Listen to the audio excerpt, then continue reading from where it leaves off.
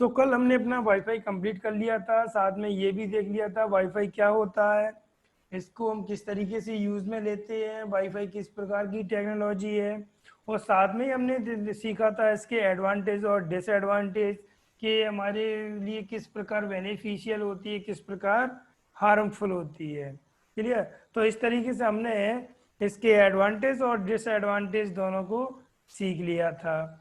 Next topic है जो कि आज हम स्टार्ट करने वाले हैं अपना बाईमैक्स।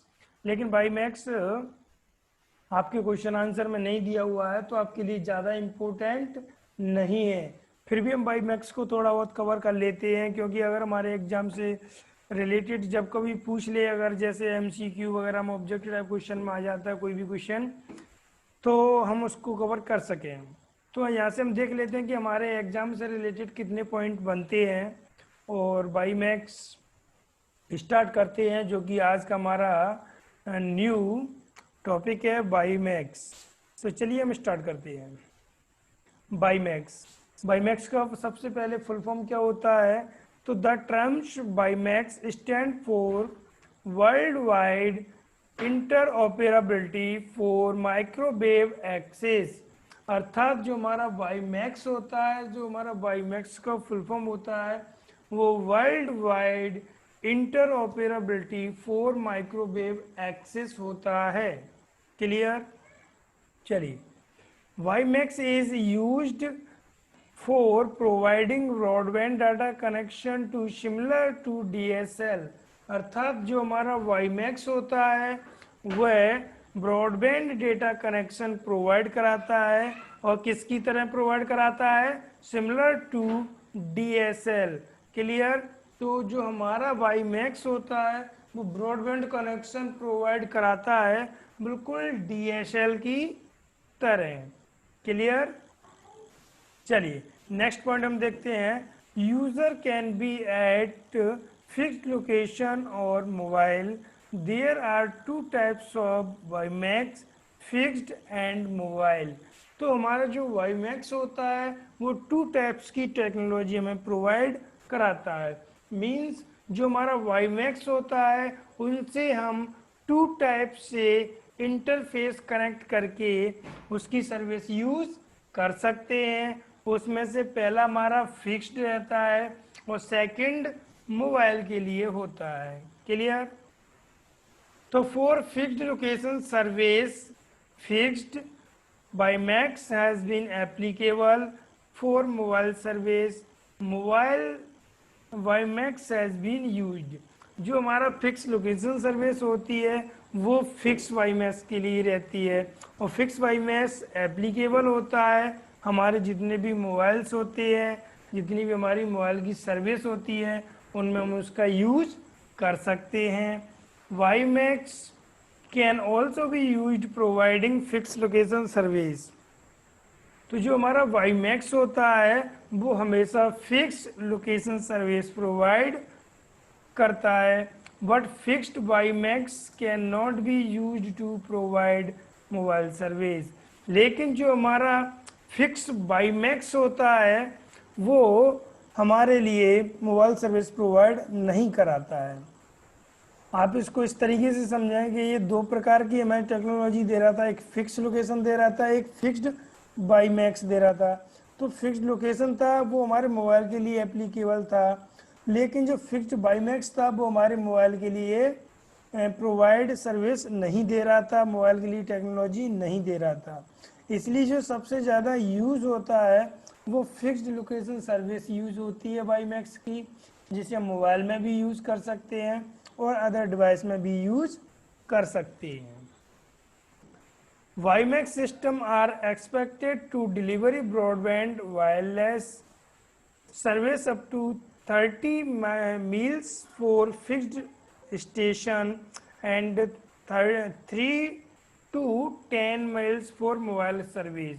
अर्थात जो भी हम अपनी वायरलेस बनाते हैं तो ब्रॉडबैंड के लिए ये 30 मील का इंटरफेस प्रोवाइड कराता है, और जो हमारे मोबाइल के लिए रहता है वो 3 से 10 मील प्रोवाइड कराता है। अर्थात हमें अगर कोई WiMAX बनाना है तो 3 से 10 मील्स के अंडर में हमारा मोबाइल काम करेगा। और अगर मैं ब्रॉडबैंड की तरह इसको बनाना है तो वो वहीं पर 30 अर्थात 30 मील्स के अंडर में काम करेगा। It is based on wireless technology, यह एक वायरलेस टेक्नोलॉजी होता है। क्लियर। और यहाँ पर भी हमने देखा था इसकी रेंज कितनी थी, अधिकतम 30 रेंज। तो 30 मील्स में क्या होता है, एक पूरी मेट्रो सिटी को वायरलेस बनाया जा सकता है। मेट्रो सिटी मीन्स एक पूरी स्टेट को हम अपनी वायरलेस बना सकते हैं, एक से ज़्यादा बड़ी सिटी को हम वायरलेस बना सकते हैं। तो जितनी भी, जैसे इंदौर आपकी मेट्रो सिटी होती है, भोपाल भी आपकी मेट्रो सिटी है। तो इस तरीके से क्या होता है कि जो मेट्रो सिटी होती है, अगर आपको वहाँ पर वाईफाई को या किसी भी नेटवर्क को वायरलेस बनाना है तो वहाँ पर हम कौन सी डिवाइस का या कौन सी सर्विस का यूज़ करेंगे, वाईमैक्स का यूज़ करेंगे। क्लियर। तो आपको इसमें ज़्यादा याद नहीं करना है, आपको सबसे पहले उसकी फुल फॉर्म याद होनी चाहिए। तो फुल फॉर्म हमने देखी थी world wide interoperability for microwave access.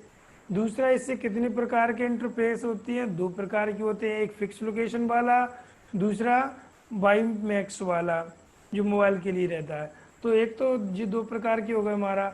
जो हमारा मोबाइल के लिए रहता है वो 3 से 10 मील्स होता है, जो ब्रॉडबैंड रहता है वो हमारा 30 मील्स रहता है। क्लियर। तो ये आपको कुछ पॉइंट याद रखने हैं बस, और ज़्यादा याद नहीं रखना है।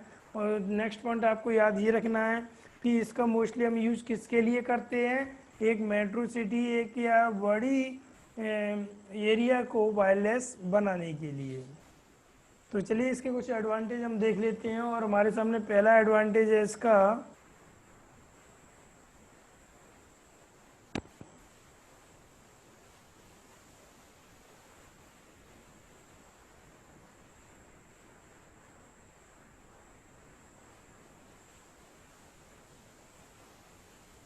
एक मिनट।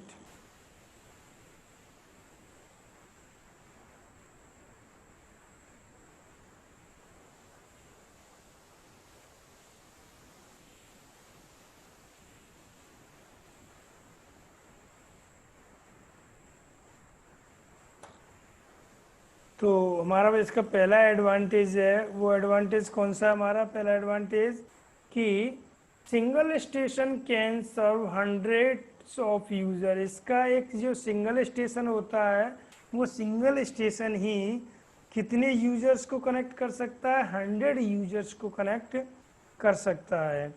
सेकंड पॉइंट आता है much faster deployment of new users comparing to wired network.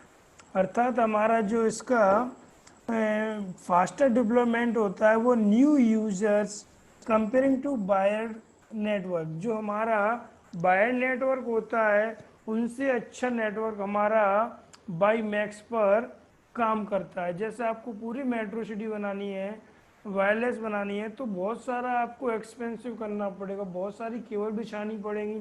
तो उससे अच्छा हमारी सबसे बेस्ट सर्विस कौन देता है, वाईमैक्स देता है, जिसमें न्यू यूज़र डिप्लॉयमेंट कर सकते हैं, वो भी फास्ट तरीके से।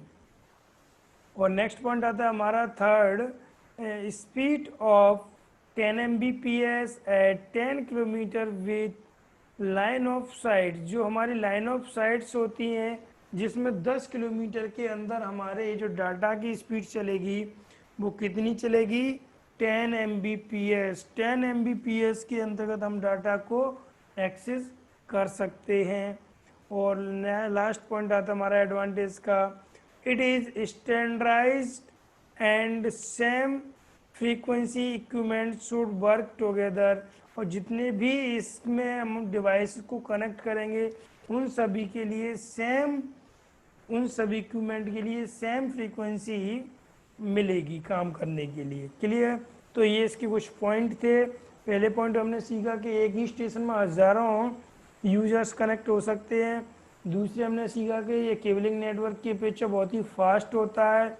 तीसरे पॉइंट पे सीखा कि हमारे 10 Mbps की स्पीड मिलती है, जो कितने किलोमीटर के अंदर, 10 किलोमीटर के अंदर। अगर उस रेंज से आप बाहर जाओगे तो आपकी स्पीड कम होती चली जाएगी। और लास्ट पॉइंट था कि इसमें जितने भी इक्विपमेंट डिवाइस जुड़े रहते हैं उन सभी के लिए स्पीड कैसी मिलती है, सेम मिलती है। क्लियर। चलिए डिसएडवांटेज देखते हैं हम। और पहला पॉइंट हमारा line of site is needed for longer connection. इसमें हमें लाइन ऑफ साइट की आवश्यकता होती है एक लॉन्गर कनेक्शन बनाने के लिए। और नेक्स्ट पॉइंट आता है हमारा weather condition like rain could interrupted the signal. तो ये तो देखो जो सेकंड वाला पॉइंट है वेदर कंडीशन वाला, वो तो सभी प्रकार की वायरलेस टेक्नोलॉजी में इफेक्ट करता है।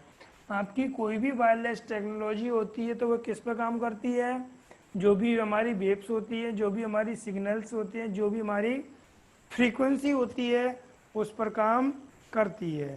तो आपका जो वेदर होता है, जब वेदर अगर आपका ख़राब है, आपका मौसम ख़राब है, तो जो हमारे कम्युनिकेशन सिग्नल आ रहे हैं उन पर बहुत सारा इफेक्ट पड़ता है और उन्हें हम सही तरीके से एक्सेस नहीं कर सकते हैं। नेक्स्ट पॉइंट आता है other wireless equipment could cause interference. जो भी हमारे अदर वायरलेस डिवाइस होते हैं उन्हें हम कभी कभार कनेक्ट करते हैं तो कुछ उसमें प्रॉब्लम्स हो जाती हैं, जैसे फ्रीक्वेंसी सही तरीके से ना मिलना, कम मिलना।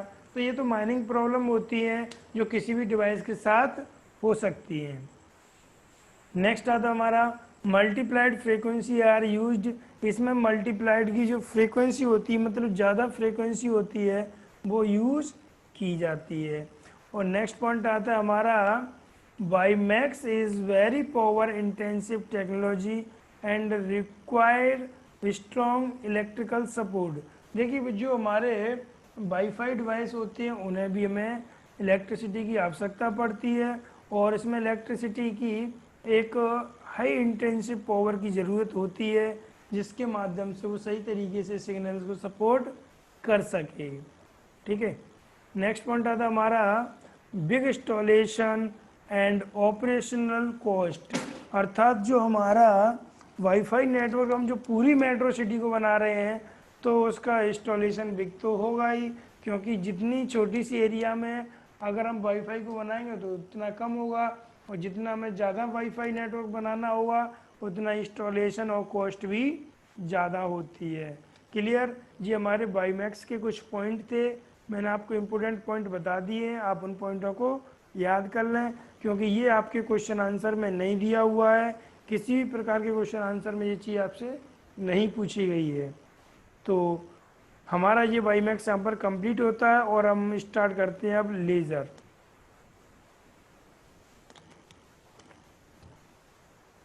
तो चलिए हम अपना लेज़र स्टार्ट करते हैं और लेज़र में जानते हैं कि हमारे लिए कौन कौन सी इम्पोर्टेंट होती है।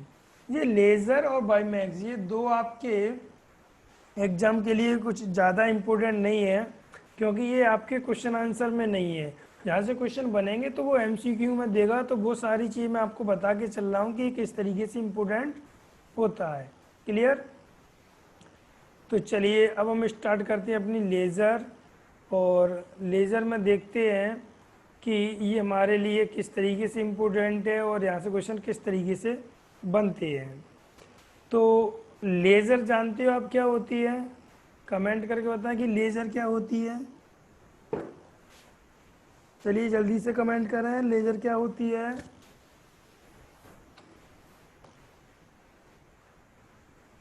कमेंट करें लेज़र क्या होती है, जल्दी से हमें बताएं लेज़र क्या होती है। कोमल, आकृति, आप सभी स्टूडेंट बताएं कि लेज़र क्या होती है।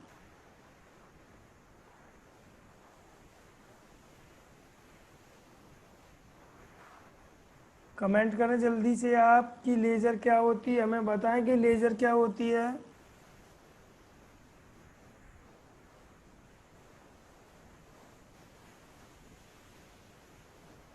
बहुत बढ़िया। और बताएं।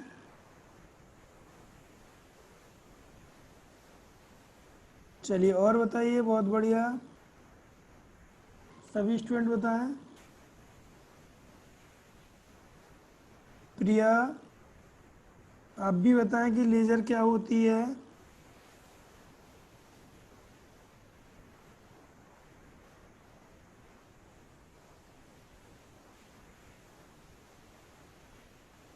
जल्दी से कमेंट करें।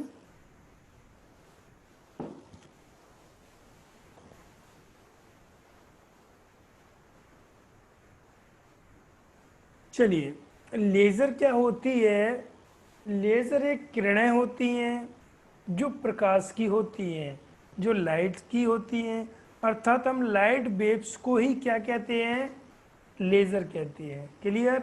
लाइट वेव्स क्या कहलाती है? हमारी जो भी हमारी लाइट वेव्स होती हैं जिनके माध्यम से हमें दिखाई देता है, जिनके माध्यम से प्रकाश होता है, वो सभी किसके रूप में होती हैं? लाइट वेव्स के रूप में होती हैं। और लाइट वेव्स को ही हम क्या कहते हैं?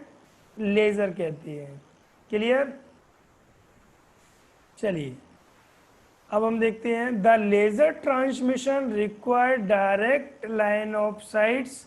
जो हमारे लेज़र में ट्रांसमिशन होता है डेटा का, वो direct line of sites require करती है। It is unidirectional like microwaves. जो हमारा माइक्रोवेव्स था, सेम उसी की तरह ये भी हमारे डेटा को यूनिडायरेक्शनल में ट्रांसमिट करती है। What has higher speed than microwaves.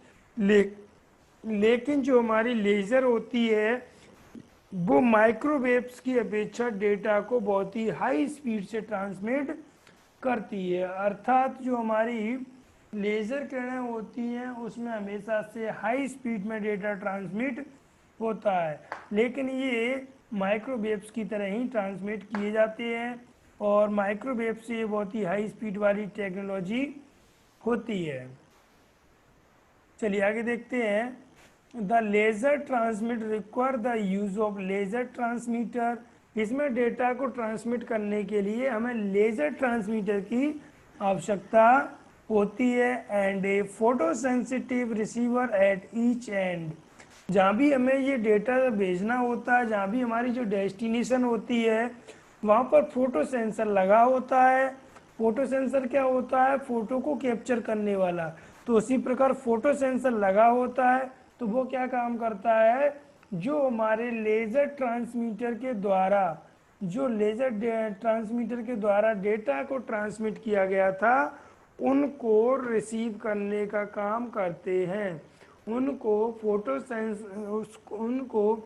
Photo sensitive के द्वारा उन्हें कैप्चर करने का काम करते हैं।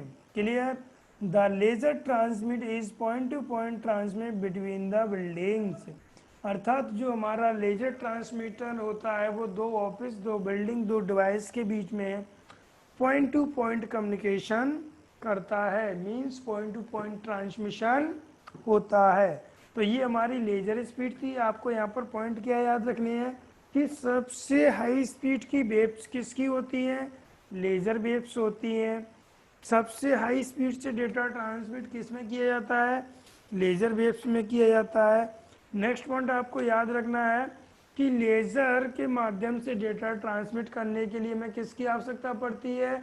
लेज़र ट्रांसमीटर की आवश्यकता पड़ती है। और उन सिग्नल्स को रिसीव करने के लिए हमें किसकी आवश्यकता पड़ती है? तो फोटो सेंसिटिव रिसीवर की आवश्यकता पड़ती है।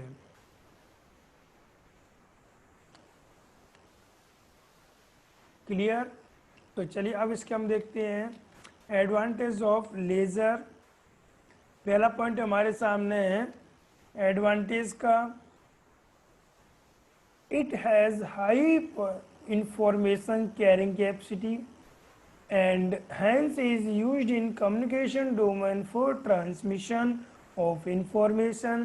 तो इस प्रकार की टेक्नोलॉजी के माध्यम से हम एक हाई कैपेसिटी में डेटा को ट्रांसमिशन कर सकते हैं और हाई स्पीड के डेटा को इस टेक्नोलॉजी के माध्यम से हम किसी भी इंफॉर्मेशन के रूप में सेंड कर सकते हैं।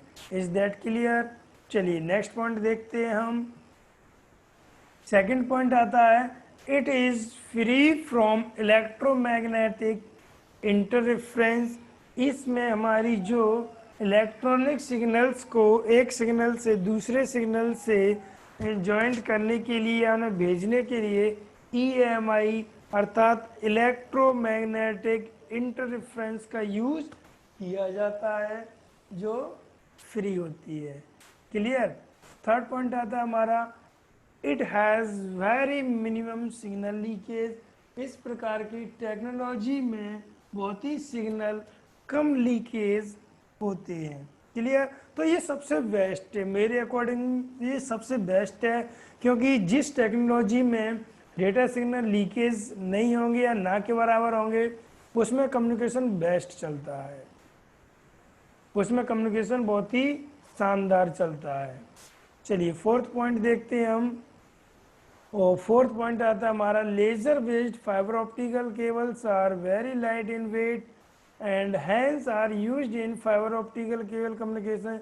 जो हमारी लेजर बेस्ड वायर्ड में भी कम्युनिकेशन मिलता है तो उसमें हमारी कौन कौन सी मिल जाती है, फाइबर ऑप्टिकल केबल मिल जाती है, जिसमें भी कम्युनिकेशन बहुत ही बढ़िया होता है। मैंने आपको ये केबल्स में बताया था कि जो हमारी फाइबर ऑप्टिकल केबल्स होती है उसमें सिग्नल भी कौन से ट्रांसमिट किए जाते हैं, कौन से सिग्नल ट्रांसमिट किए जाते हैं बताइए, लेजर वाले। कौन से, लाइट बीप्स वाले। चलिए नेक्स्ट देखते हैं हम fifth point, single user beam can be focus in area smaller than 1 micro diameter. जो हमारी सिंगल लेजर बीम होती है वो फोकस कर सकती है एक स्मॉल एरिया में 1 माइक्रो डायमीटर के अंदर।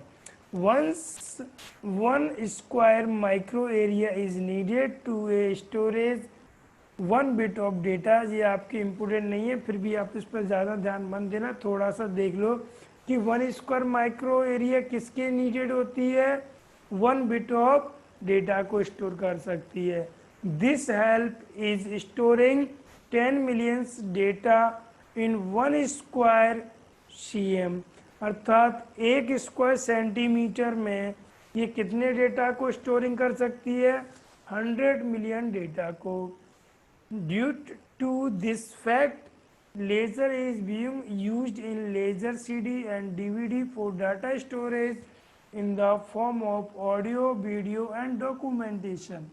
अर्थात लेज़र के माध्यम से हम अपनी जो CD आती है, जो DVD आती है, उसमें डेटा को स्टोर करके भी रख सकते हैं। और आपने जितनी भी CD या DVD देखी होगी उसमें हमेशा डाटा किसके फॉर्म में स्टोर किया जाता है, लेज़र के फॉर्म में डेटा स्टोर किया जाता है, अर्थात लेज़र के रूप में डेटा स्टोर होता है। चलिए आप हमें कमेंट करके बताइए सीडी और डीवीडी की फुल फॉर्म क्या होती है, जल्दी से बताएं, फिर मैं इसके डिसएडवांटेज आपको बता रहा हूँ।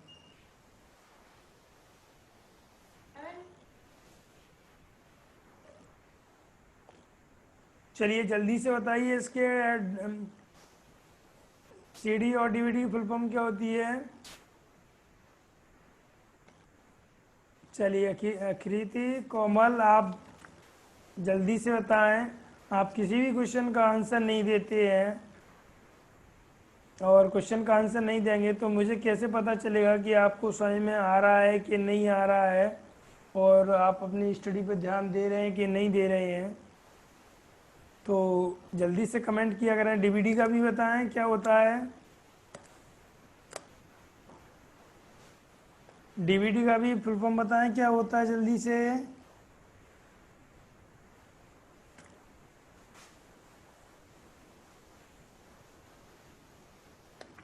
चलिए सीडी का होता है कॉम्पैक्ट डिस्क, आप लिख लीजिए। और वैसे मैंने फुल फॉर्म के वीडियो अपनी चैनल पर डले हुए हैं, अपलोड हैं, तो आप वहाँ से उनको देख लिया करें। जब भी टाइम मिले उन फुल फॉर्म को भी देख लिया करो, क्योंकि वो फुल फॉर्म भी आपके एग्ज़ाम से संबंधित ही हैं। तो आप वहाँ से अगर उन फुल फॉर्म को कवर कर लोगे तो आपको किसी भी फुल फॉर्म में कोई दिक्कत नहीं आएगी। अगर आपको ज़्यादा टाइम नहीं मिलता है तो आप संडे टू संडे देख लिया करें, तो वहाँ से आप अपनी फुल फॉर्म को कवर कर सकते हो। क्लियर।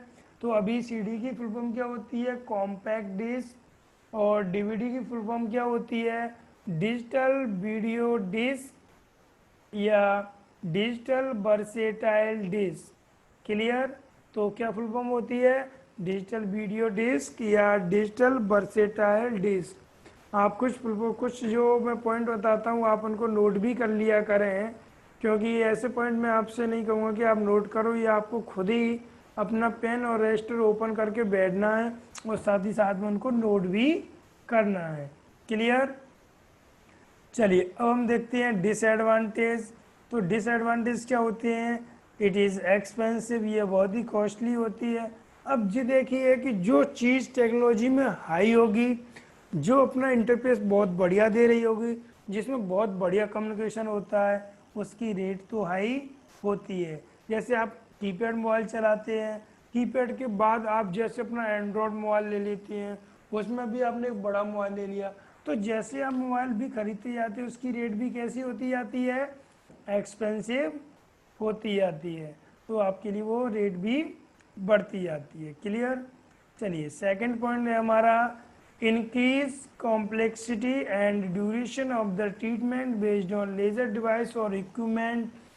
जो भी हमारी डिवाइस होती है, इक्विपमेंट होते हैं, उनमें हमारी जो लेज़र होती है उसमें कॉम्प्लेक्सिटी ज़्यादा होती है and duration of the treatment, उसको सही करने के लिए भी समय ज़्यादा लगता है। अर्थात हमारे किसी भी डिवाइस में अगर लाइट वेव्स का हम यूज करके कम्युनिकेशन कर रहे हैं और अगर उसमें कोई प्रॉब्लम्स आती है तो उसको सही करने में थोड़ा टाइम लगता है, क्योंकि वो कॉम्प्लेक्सिटी उसमें इंक्रीजिंग होती रहती है।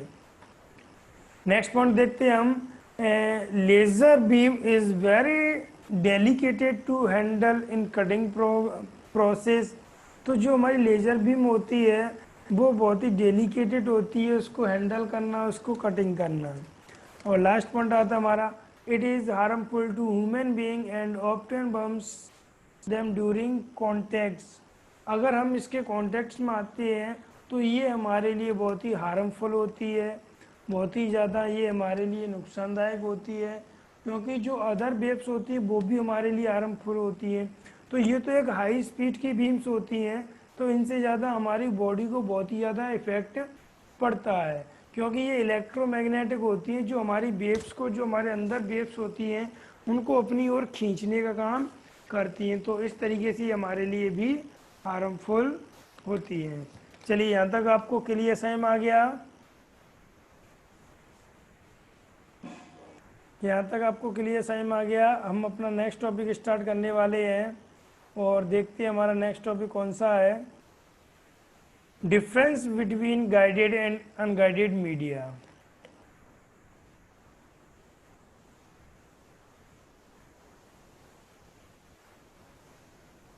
देखिए जो हमारी लेजर टेक्नोलॉजी से लॉन्ग डिस्टेंस के लिए डेटा हम ट्रांसफ़र करते हैं, लेकिन जिस डिवाइस को हम यूज़ कर रहे हैं जिसमें हमारा लेज़र रिसीवर लगा होता है, जिसे हम फोटो सेंसिटिव बोलते हैं, तो वो उन लेज़र के किरणों को कैप्चर करता है। तो जब उन लेज़र किरणों को कैप्चर करता है तो वो डिवाइस होते हैं ना, वो भी हाई फ्रीक्वेंसी वाले होते हैं।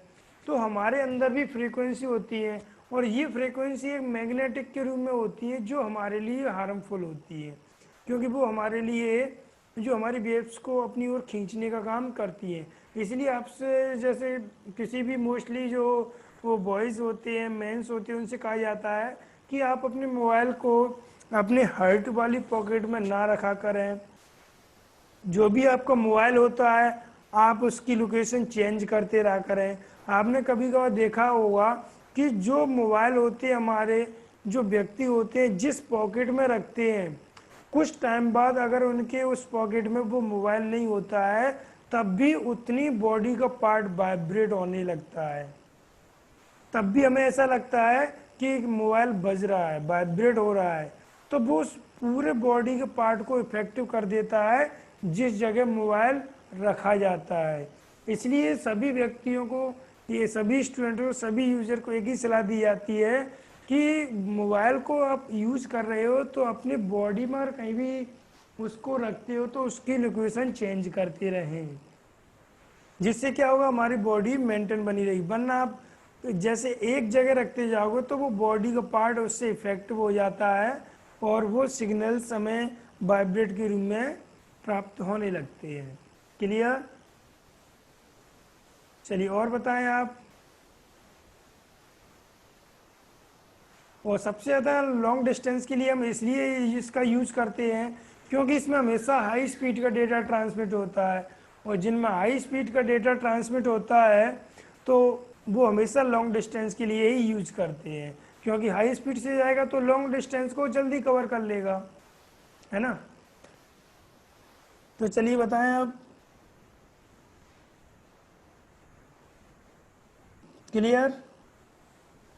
तो इस मीटिंग को हम यहीं पर समाप्त कर रहे हैं, और न्यू मीटिंग की मैं आपको लिंक सेंड कर रहा हूँ, और क्योंकि इसमें अभी हमारे पास 5 मिनट बची हैं तो ये टॉपिक नहीं हो पाएगा, तो हम न्यू लिंक शेयर कर रहे हैं, और इसमें दोबारा से देखते हैं difference between guided and unguided media और डाटा टेक्नोलॉजी या डाटा ट्रांस टेक्नोलॉजी। इन दोनों पॉइंटों को आज हम कवर कर लेंगे, क्लियर। तो हम आपको अभी न्यू लिंक शेयर कर रहे हैं। तो चलिए, हमारा टॉपिक है difference between guided and unguided media, और इसमें अभी हम स्टार्ट करने वाले हैं गाइडेड मीडिया और अनगाइडेड मीडिया में दोनों में डिफरेंस देखेंगे, दोनों को कंपेयरिंग करेंगे, क्योंकि हमने दोनों चीज़ों को सीख लिया है। गाइडेड मीडिया में हमारी सारी केबल्स आई थी, सारी केबल्स हमने पढ़ चुके हैं। अनगाइडेड मीडिया में हमारा वायरलेस कनेक्शन आया था, वो भी हमने कवर कर लिया है, क्लियर। तो अब देखते हैं हम गाइडेड मीडिया और अनगाइडेड मीडिया में डिफरेंस, वो भी बहुत ही आसान तरीके से, सरल तरीके से।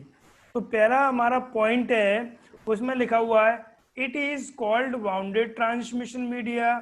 बहुत बढ़िया, हमने गाइडेड मीडिया का दूसरा नाम क्या पढ़ा था, बाउंडेड ट्रांसमिशन मीडिया। और इसी प्रकार हमने अनगाइडेड मीडिया का क्या नाम दूसरा था, अदर नेम क्या था, अनबाउंडेड ट्रांसमिशन मीडिया, क्लियर। और सेकंड पॉइंट था हमारा it is wired communication technology, अर्थात इसमें ये किस प्रकार की टेक्नोलॉजी थी जिसमें वायर्ड कम्युनिकेशन होता है, जिसमें वायर यूज किए गए हैं।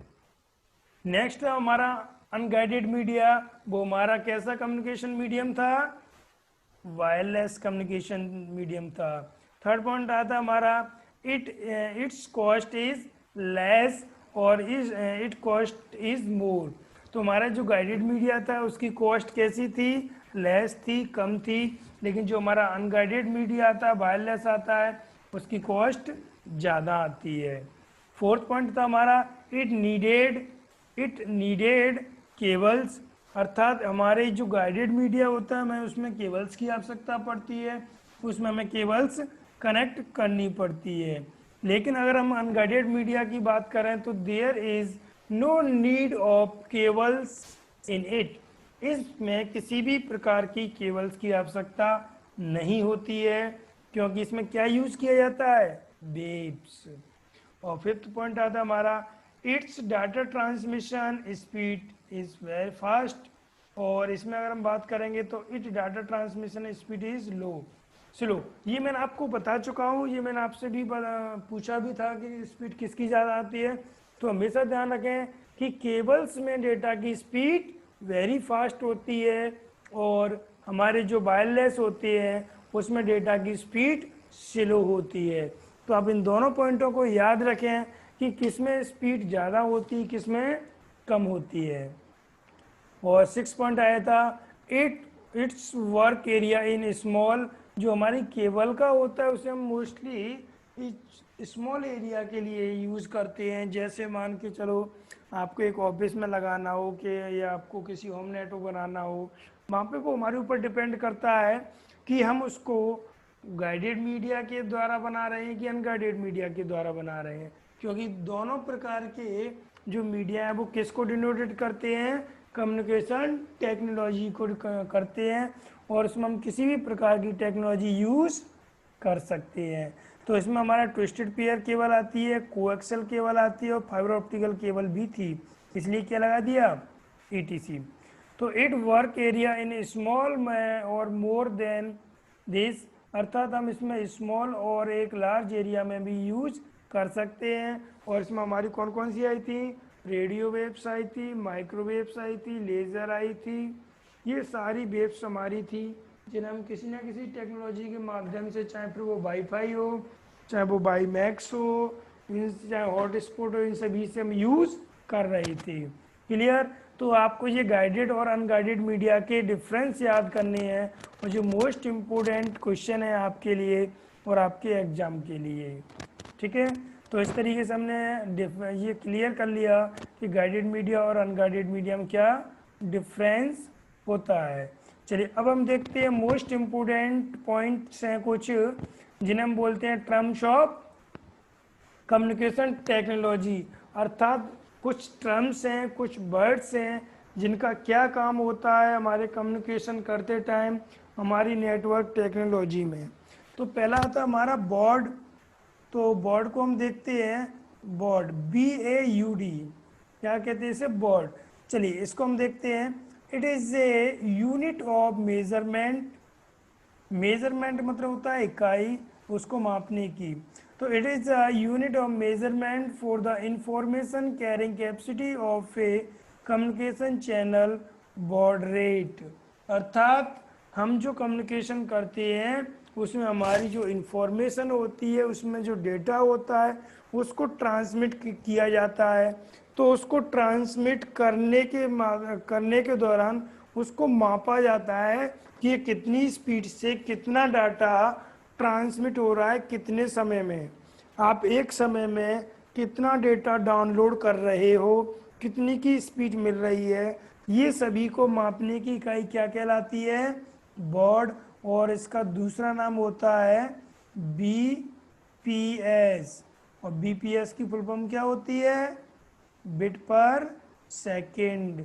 तो ये BPS इसका दूसरा नाम होता है जिसकी फुल फॉर्म होती है बिट पर सेकेंड, अर्थात एक सेकंड में तुमने कितना डेटा, क्या एक सेकंड में तुमने कितना डेटा, कितनी बिट डेटा ट्रांसमिट किया है उसको बताने का काम करती है।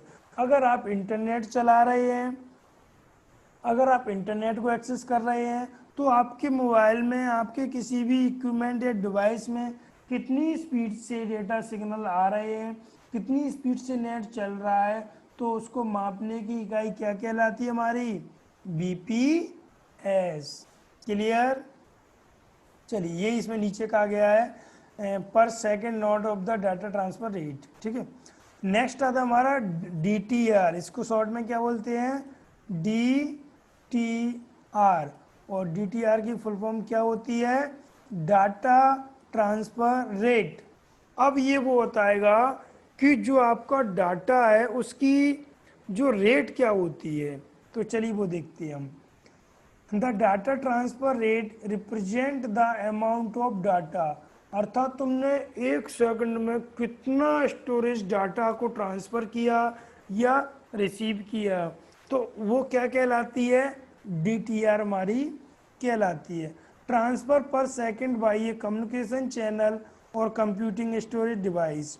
मीन्स आपने एक सेकंड में कितना डाटा आपने ट्रांसफ़र किया, कितने की आपने किस तरीके से उसको ट्रांसफ़र किया, उसको बताने का काम कौन बताएगा, DTR। और कितनी स्पीड से किया उसे कौन बताएगा, BPS या बॉर्ड। ध्यान रखना स्पीड को बॉब मापेगा और स्टोरेज एरिया कितनी ट्रांसफ़र की जा रही है उसे कौन मापेगा, DTR। Is that clear. चलिए नेक्स्ट आती हमारी बैंडविड्थ, ये मैंने आपको बताया था थोड़ा बहुत इसके बारे में, और ये कहा था मैं इसको बाद में आपको और लेंदी समझाऊंगा। तो चलिए देखते हैं। It is the width of the range of frequency, अर्थात ये फ्रीक्वेंसी की जो रेंज होती है उसकी विड्थ को बताती है।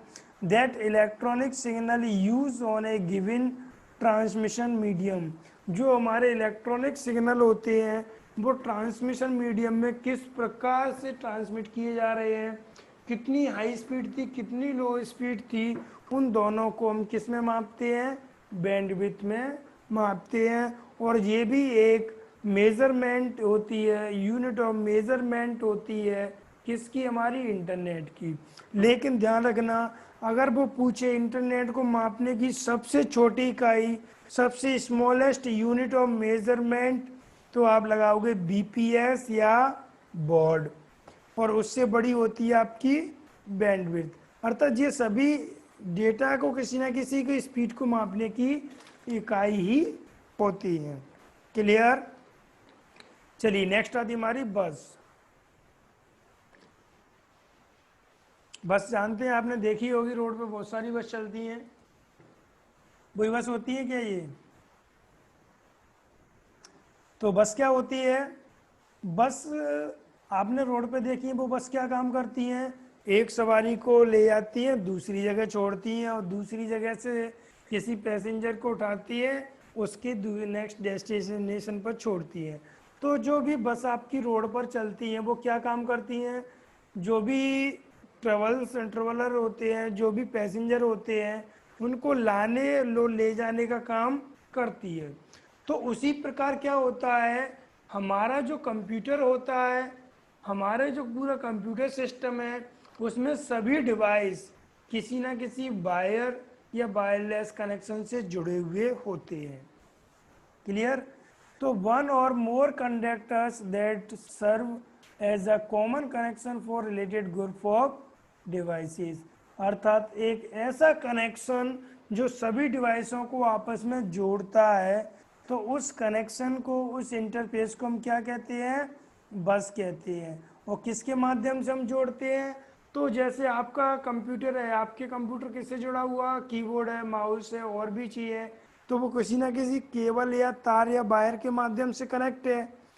तो जो हमारे अन्य डिवाइसों को अपने सिस्टम से कनेक्ट करता है, जिसके माध्यम से कनेक्ट करता है, चाहे वो केबल हो, चाहे वो वायर हो, चाहे वेव्स हो, चाहे वो कोई भी सिग्नल्स हो, जिनके माध्यम से वह कनेक्ट करता है, वह क्या कहलाती है?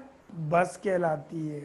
क्या कहलाती है? बस कहलाती है। जो हमारे एक डिवाइस से दूसरे डिवाइस पर डेटा को ट्रांसफर करने का काम करती है। Is that clear? आप इसको नॉर्मल लैंग्वेज में इस तरीके से समझ सकते हैं कि जिन तारों या केबलों के माध्यम से कंप्यूटर में डिवाइसों को कनेक्ट किया जाता है, उन्हीं केबल्स या वायर्स को हम क्या कहते हैं? बस कहते हैं। क्लियर? चलिए अब हम आगे देखते हैं। और नेक्स्ट हमारे है डाटाग्राम क्या होता है।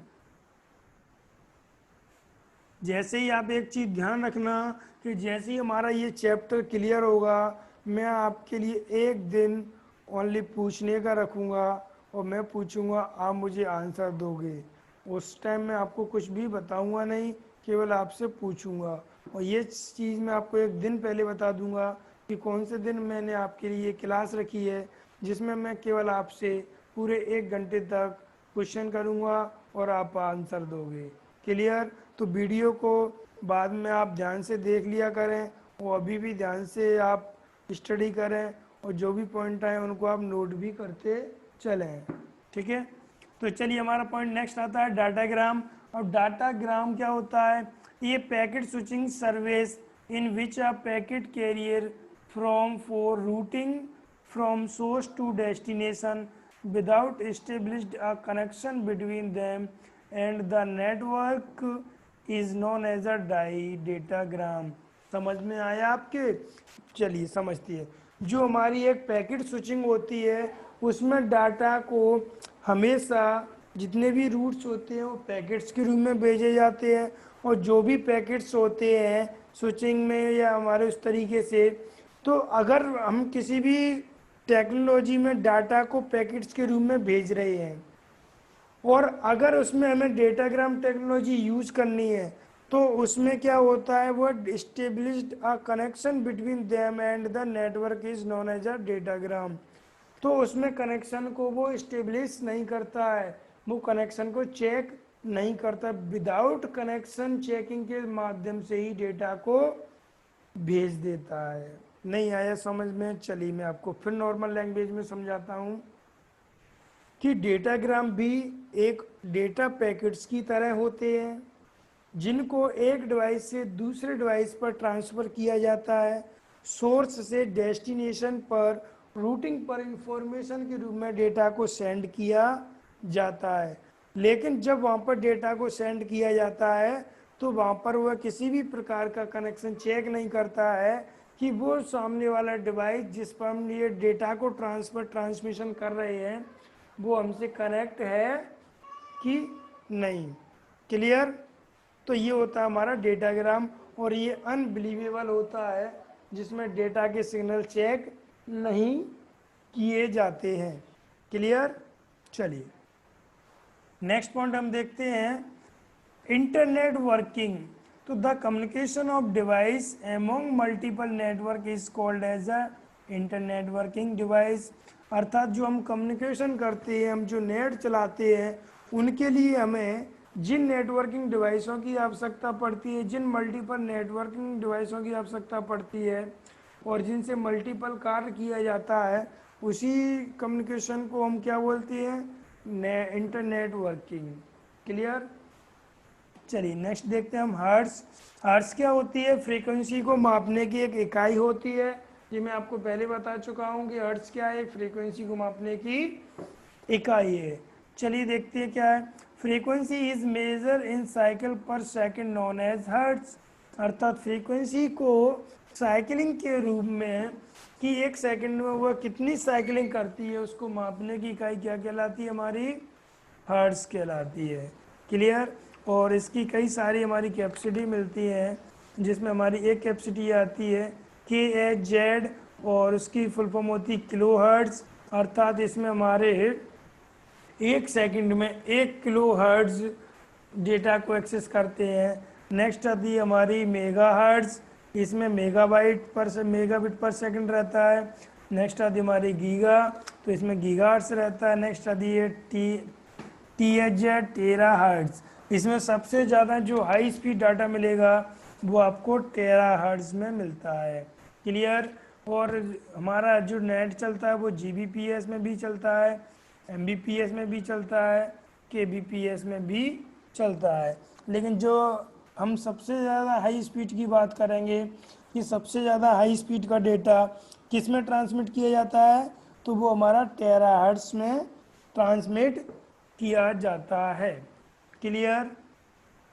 चलिए आज की क्लास हम यहीं पे फिनिश करते हैं, और कल के हम पॉइंटों में ये सारी चीज़ें देखेंगे, क्योंकि ये टॉपिक बड़ा है। तो कल हम इस टॉपिक को फिनिश कर देंगे, और हमारा एक टॉपिक रह जाएगा बस, नेटवर्किंग डिवाइस। कि डिवाइस कौन कौन से होती हैं, जैसे मॉडेम वगैरह, रिपीटर वगैरह, स्विच वगैरह। अर्थात इस टॉपिक के बाद हमारा जो चैप्टर का लास्ट टॉपिक रह जाएगा, उसके फिनिश होते ही हमारा फर्स्ट चैप्टर क्लियर हो जाएगा। मीन्स हमें 2 से 3 दिन और लगेंगे इस क्लास को फिनिश करने में, और हमारा फर्स्ट चैप्टर क्लियर हो जाएगा। क्लियर?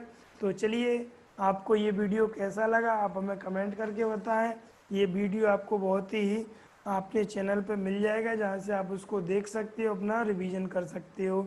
और अगर कोई भी प्रॉब्लम्स आती है तो आप कमेंट किया करें, मेरे व्हाट्सएप ग्रुप में कमेंट करके पूछ सकते हैं, आप अपने चैनल पर कमेंट करके पूछ सकते हैं, और आप अपने इस प्लेटफॉर्म से भी कमेंट करके पूछ सकते हैं।